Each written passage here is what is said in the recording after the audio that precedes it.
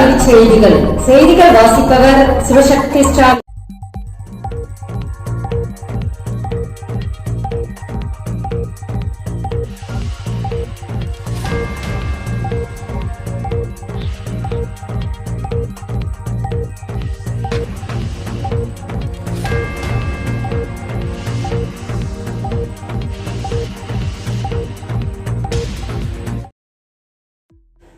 தமிழ்நாட்டில் அபாய அளவில் போதைப்பொருள் புழக்கம்.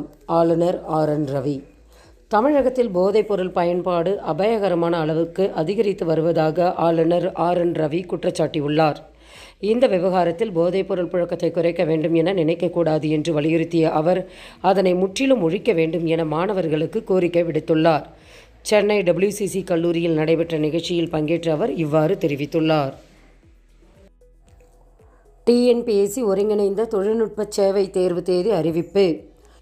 ஒருங்கிணைந்த தொழில்நுட்ப சேவை நேர்முக தேர்வு கொண்ட தேர்வு குறித்த அறிவிப்பை TNPSC வெளியிட்டுள்ளது. 105 ஒருங்கிணைந்த தொழில்நுட்ப பணிகளுக்கான எழுத்துத் தேர்வு வரும் நவம்பர் 18, 19 மற்றும் 20 ஆகிய தேதிகளில் நடைபெறும் என தெரிவிக்கப்பட்டுள்ளது. மேலும் விவரங்களுக்கு www.tnpsc.government.in என்ற இணையதளத்தை பார்க்கலாம்.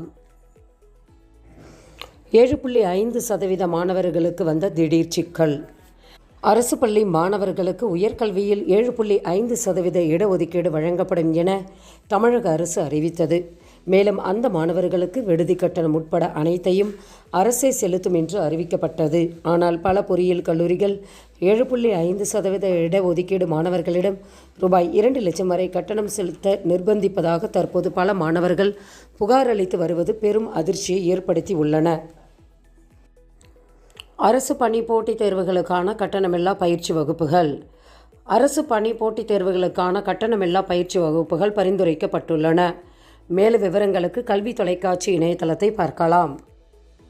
செய்திகள் நிறைவடைந்தன. வணக்கம்.